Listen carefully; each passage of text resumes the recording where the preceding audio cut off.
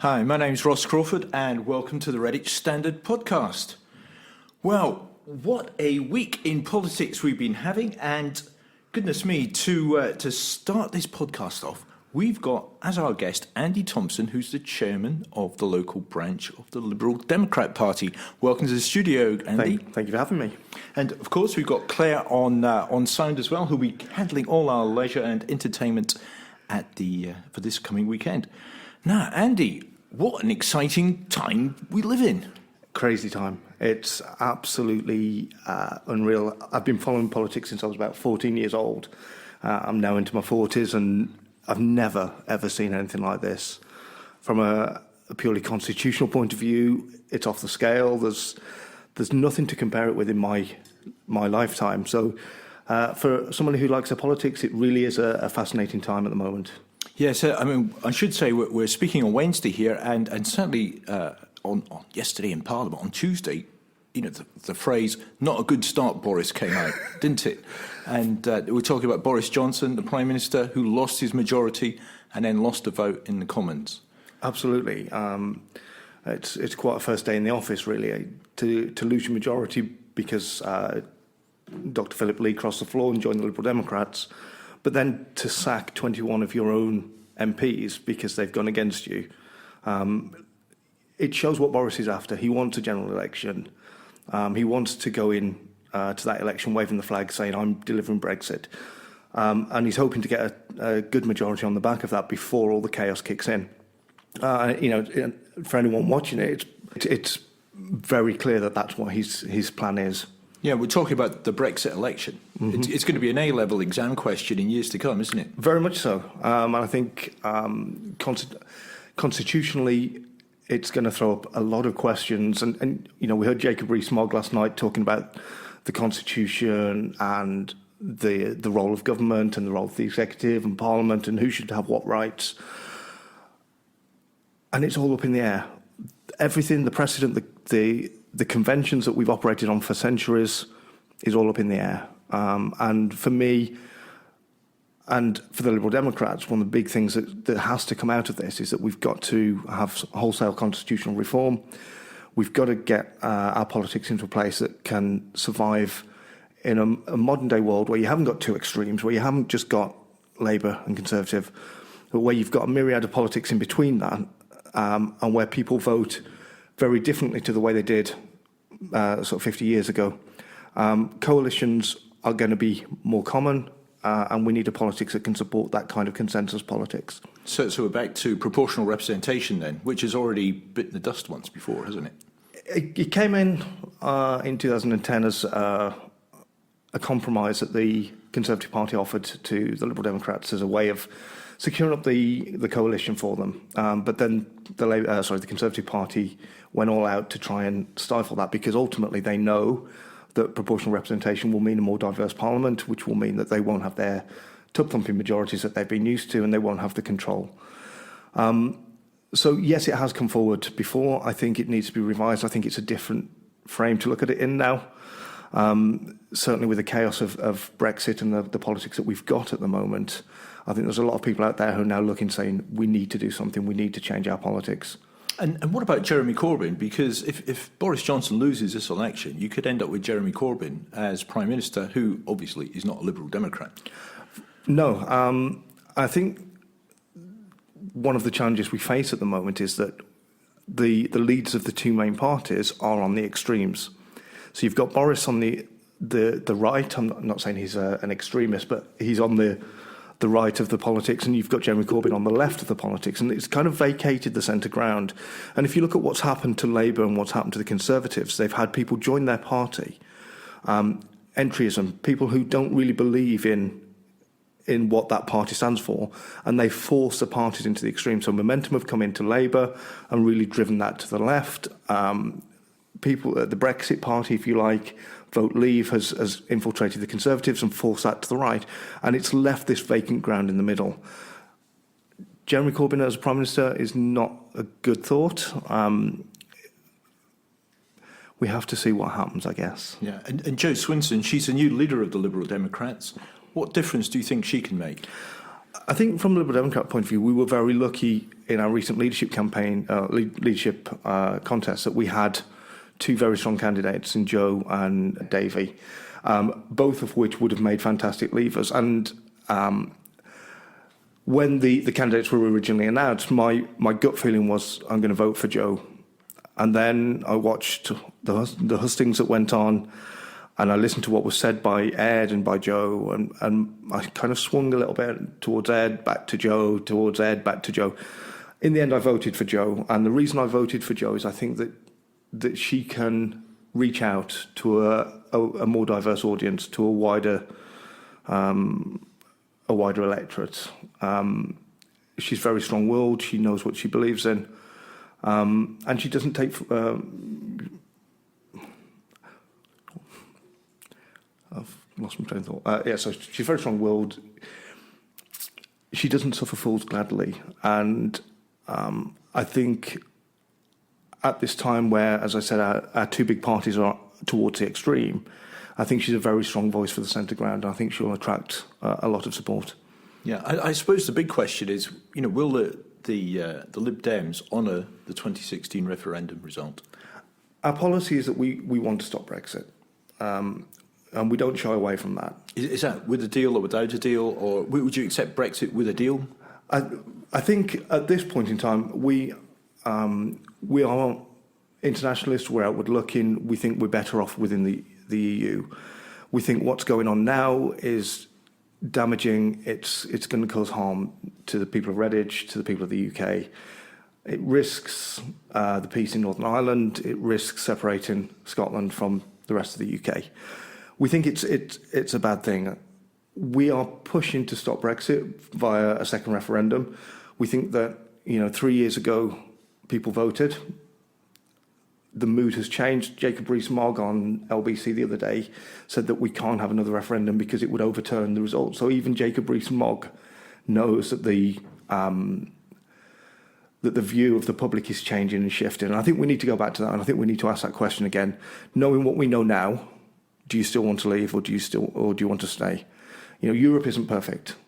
There are flaws as with any political structure. From a Lib Dem point of view and from a personal point of view, I think we're better working with our friends and our neighbours. We can have much more success as a bloc.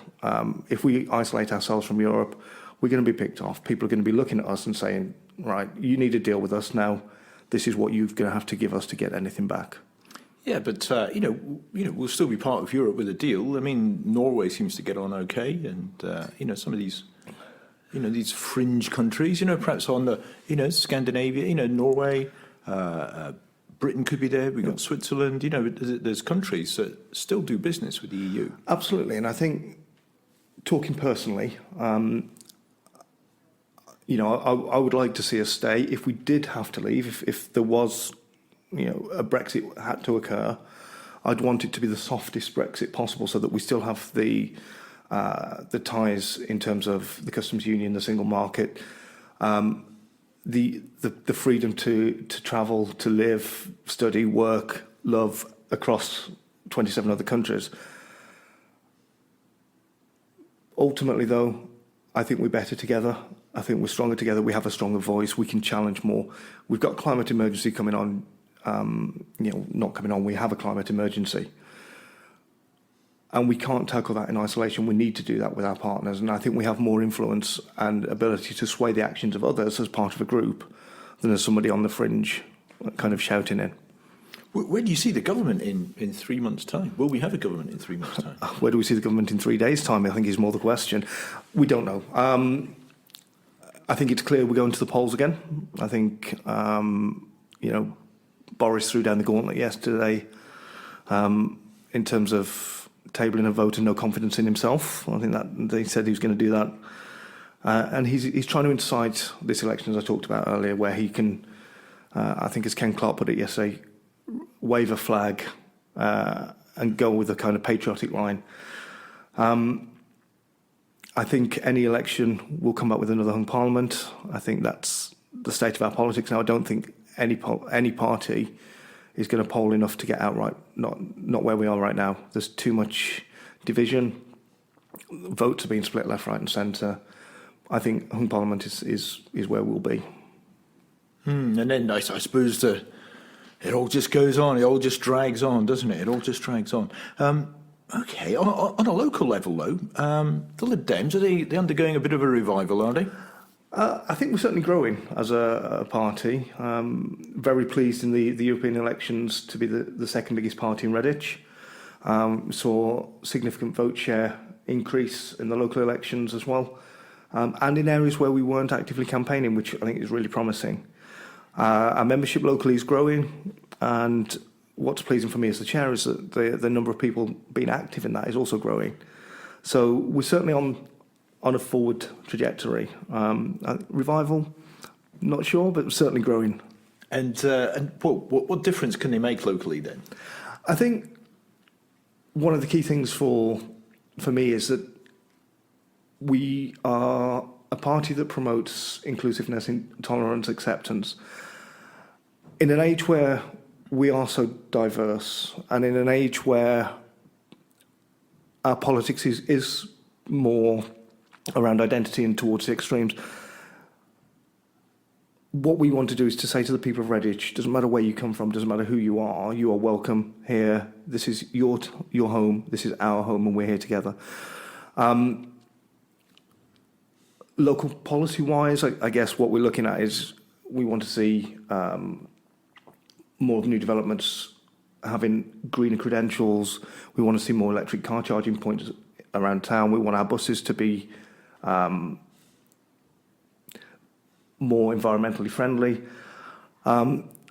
We've got to look at housing locally. There is an issue. We've got to look at developing the high street. There's a whole raft of things that needs to be done.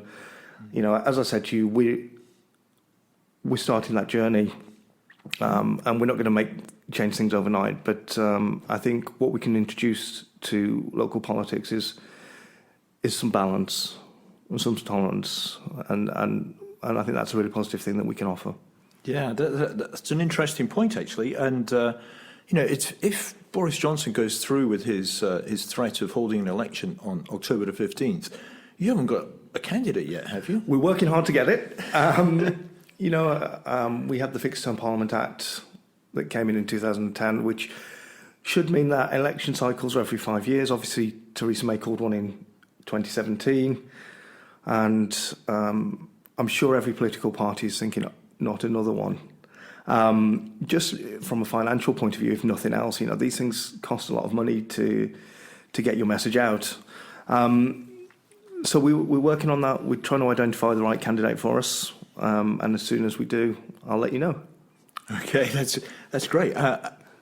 Andy, thanks for coming in.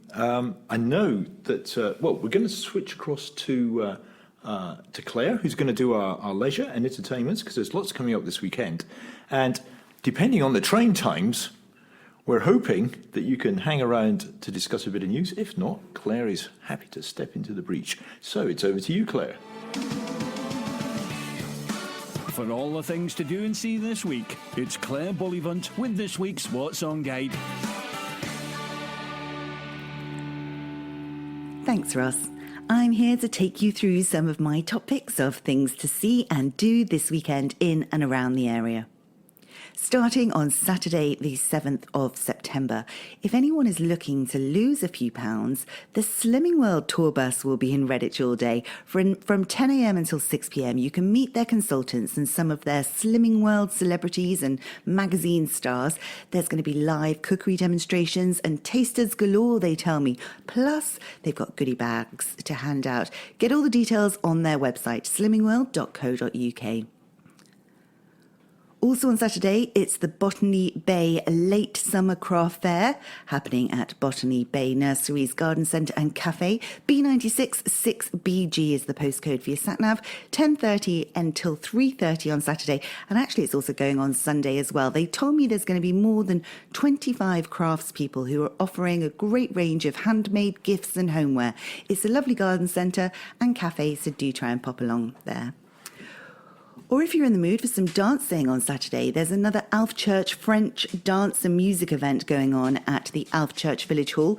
B487JX is the postcode for your sat-nav on that one. Get yourself along to enjoy a variety of traditional French dances. They've sent me a list: bourrées, Scottishes, polkas, mazurkas, waltzes, Breton. Wow, it's all going on, isn't it? 2:30pm until 5pm. And they do say to take your own refreshments. And it doesn't stop there. It's a busy old Saturday. There's a family fun day happening at the old Needleworks on Saturday, B97 6HD, 1pm until 4pm. They've got games and fun, and it's all to do with raising money to buy some gym mats, apparently. The Gemini Choir are also trying to raise money. They're going to be performing at the Crabs Cross Methodist Church on Saturday, 5pm start there. And this is raising funds for the Crabs Cross Community Garden. And on Saturday evening, we've got some choices for you too. There's an ABCC annual race evening happening at Astwood Bank Cricket Club. This is where you can own a horse for the evening and place lots of bets and make lots of money. 8pm start there.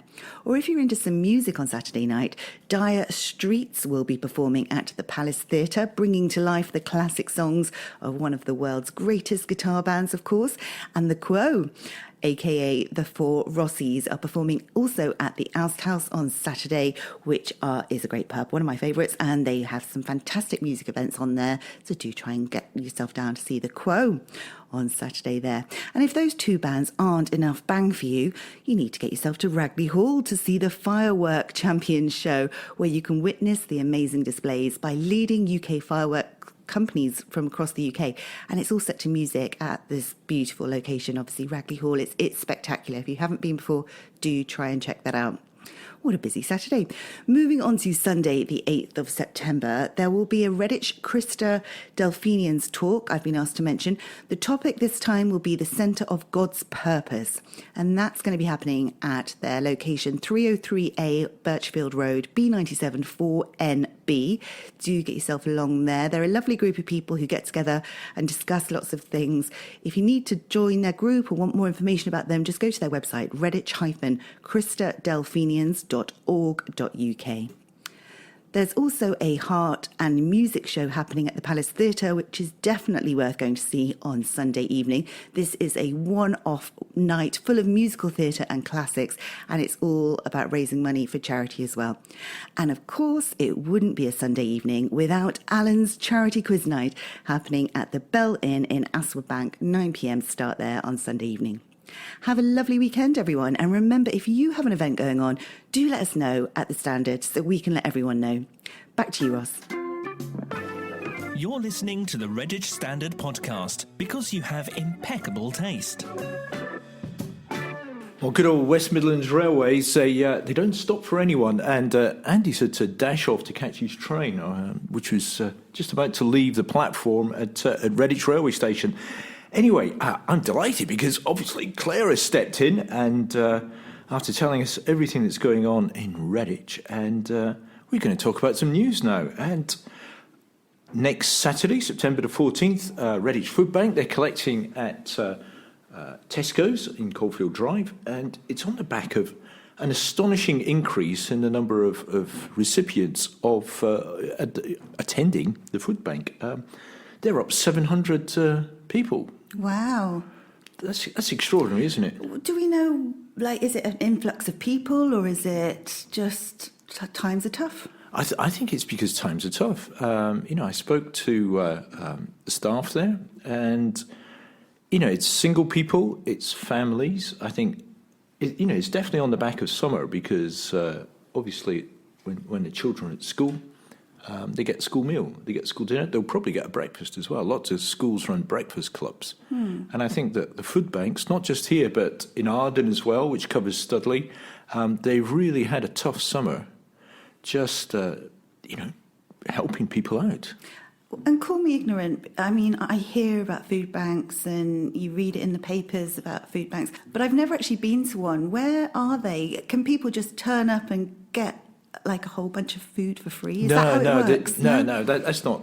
They can't do that. They've got to. They've got to get a chit, which they can get either from the borough council, say in Redditch, or from an agency like the Department of Health and Social Security, or they get a document, they get a piece of paper which says you're entitled to X amount of food. And then if you look out the window, there's Old St. Stephen's Church there. That's where the food bank is. Right. So okay. they can go there. I think it's 4 days a week, the food bank, and they exchange that piece of paper for some bags of food. I've been living in America for too long, so it's food stamps, basically. In America, they call them food stamps. They get given a document with stamps, and they can go to their local church. Is that the same sort of principle? Well, it's. I wouldn't say the American system is as good as the British one, of course. None of them are. We've got some pretty good systems in this country. I think so. I think so. And this is one of the dangers, I think, that we could be heading down the American way of life, because it's quite frightening. They don't have any safety net at all, really, in America. No, people lose their, they'll get sick and lose their house overnight to pay for their medical bills. And we really are so lucky in the UK. Yeah, and things like dental charges. I mean, I was munching on my porridge this morning, and I thought, "Ooh, is that a tooth going there?" Oh no! And I thought, well, in America, you'd have to, like you say, mortgage the house to pay your dental bills, and we can just go along and, okay, on the NHS, dental charges are creeping up, but at least it's not going to cost an arm and a leg. No, you're right. It's a relief to be home, back in the UK. Exactly. With the safety net that we have here. No, we really are so lucky. I've got friends, a friend of mine actually in America still now, and he had to, luckily he's a very wealthy man, and he had full insurance, but he ended up having one of these AAA aneurysms, was in hospital for ages, several operations, and his medical bills came through, and they were over $1 million, just the first lot of bills. Luckily, he had insurance, but it only paid something like 70% of it. So he's still liable for like $300,000, and that's just the first lot of his medical bills. Goodness me. I mean, goodness me. Yeah, and the bills are still coming. You never know. They just keep coming through the door. So it is terrifying. And I mean, luckily for him, he's very, well off. But for most people, it would just destroy you, wouldn't it? Absolutely. Goodness me, that's really shocking. But the important thing to remember about the food bank is that this isn't state aid they're receiving. It's donations from members of the public. And Laura Kite, the food bank manager, she's out there and she's, asking people to donate food. And people can do it at Tesco's on September the 14th. They can also, of course, it's run by a charity called Acts of Kindness, which works out of the Oasis Christian Centre at the corner of Bromsgrove Road and Plymouth Road, and donations can also be dropped off there and at Wingate Centre. So, this is goodness from from people's hearts. It's not state aid as such. It's people dipping into their pockets, buying something a little bit extra, because what happens is the food bank staff, they arrive at the supermarket, and it's Tesco's this time, it's been Asda before, and they hand out a list of foodstuffs, mainly non-perishable goods, so etc. like tins and pasta and rice puds and things like that, and they say, when you're doing your shopping, buy, if you could buy an item off this list, that'd be great. And then hand it to us, we'll collect it at the end. And that's how it works. And these supermarkets have got deposit bins there anyway, so people can just put a bit of foodstuff in the bin. People are so kind, aren't they? They really are.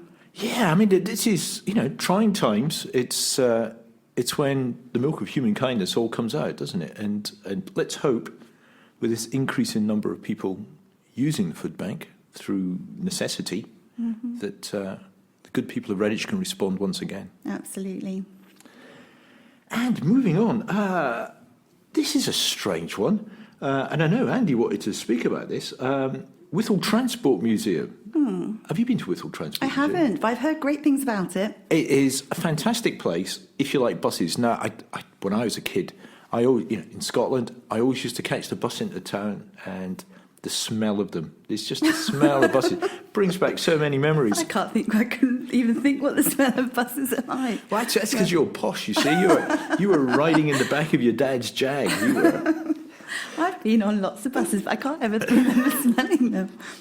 And anyway, the Wythall Transport Museum, every so often, in fact, it's 11 times a year, they run one of their historic buses into Birmingham city centre to collect passengers, to take them out to the museum, and obviously take them back. And they do 11 trips a year.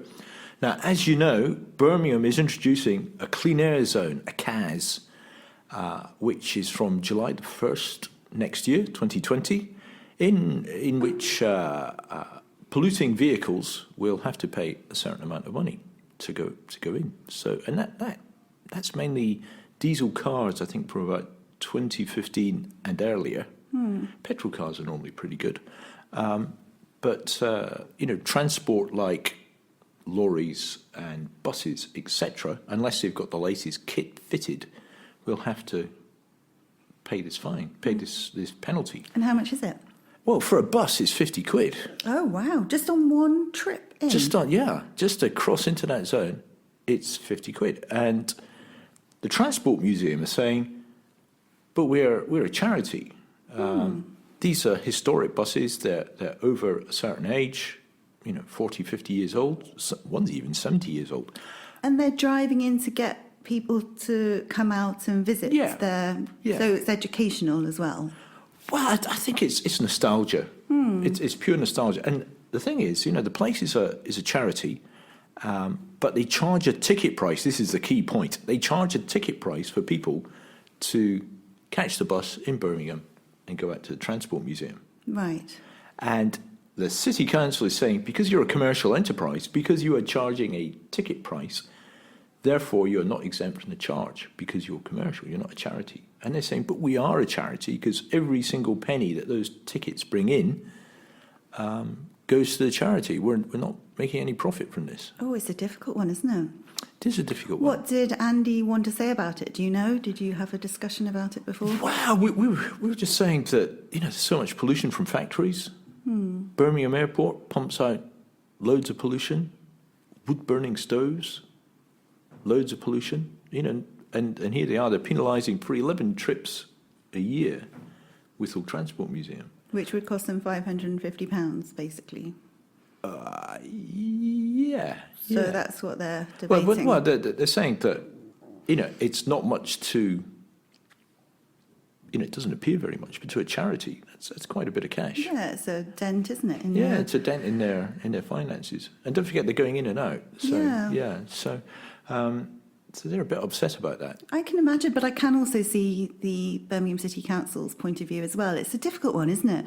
You'd think in this instant they might waive it, but maybe it is just, maybe you can't bend the rules if it's a commercial enterprise. Maybe they should say that they're not paying for their tickets, it's a donation or something. Maybe there's a way around it. Wow, that's not a bad idea. Yeah, have a donation box. Yeah. Yeah, that's not a bad idea. But who knows? Yeah, apparently the Mayor of London has an exemption for their historic buses. Oh, right, okay. But the London's got they've got a congestion charge, though. We've got a clean air zone coming in Birmingham. And I think the rules are different for a clean air zone. The clean air zone is a kind of government-led thing, whereas I think the congestion charge is a a London-led thing. So we'll have to wait and see. For me, the irony is, of course, that Wythall Transport Museum is on the site of RAF Wythall. Okay. And during the war, no planes flew out of RAF Wythall, but it was a place for barrage balloons. What's a barrage balloon? Barrage balloon. You know what a barrage balloon is? A barrage balloon interesting. is a great big dirigible, a great big like sort a Zeppelin? Like a Zeppelin, yes. Okay. It's like a Zeppelin. And they used to float those above Birmingham to protect it from German bombers when they came over during the Second World War. How did they protect it? By being a lookout? Well, no, they stopped the planes from, the planes wouldn't go in amongst all the wires which were tethered, in the balloons. And so they would protect the city. This is a whole history lesson to me. Yeah, there you go. Amazing. So the Transport Museum's on the site of a place that was there to protect Birmingham, and here's Birmingham hitting them with a... Oh, well, will you keep us updated? Because now I need to find out what happens about this. Yeah, it's, absolutely. An interesting story, yeah. And I'll find you some more information on barrage balloons. I know. that you can enjoy in the comfort of your own home. Thank you. And finally, and I gather this is right up your street because you studied Orpheus in the Underworld at A level. Astwood Bank Operatic Society are staging Orpheus in the Underworld by Offenbach, the opera, and we're going to be following them in the gestation and the creation of this production, which doesn't actually hit the stage until March 2020.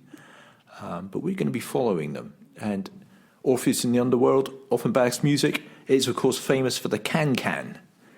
Can you do the can-can?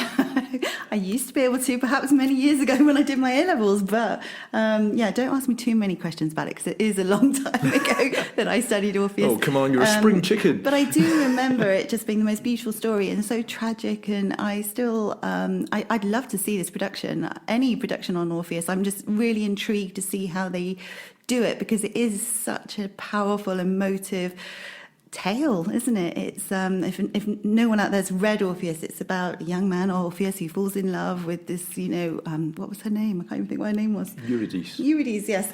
And on their wedding day, she gets bitten by a snake and dies. And anyway, he goes to the underworld to find her and try and bring her back. And anyway, various conditions are put on him. And if he climbs up this mountain and promises not to look behind to see if she's following him, she'll be returned to him, but she looks behind and she's lost forever. But it's so powerful, and any stage production that puts on something like this, it's just intriguing to see how they do it because there's so much possibility, and often they do just do a tremendous job.